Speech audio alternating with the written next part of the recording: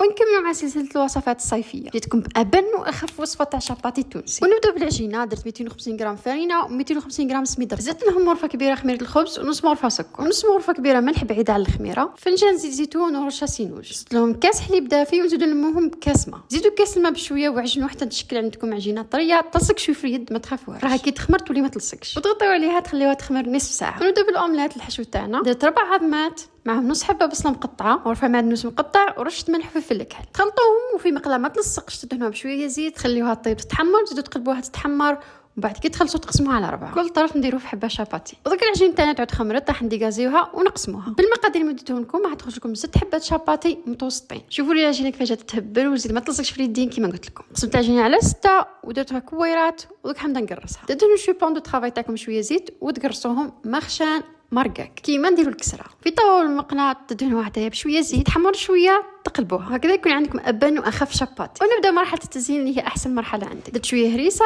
حبه فرماج، مورسو اومليت، فرماج شرائح، شويه طون. تاخذوا زيت وزيتون شرائح ولا اي حاجه تحبوا. في البارتي الثاني دوزيتها بالحميص، فلتهم على بعض وتحمصهم في البانينوز. شاباتي ملبن. جربوه. سلام.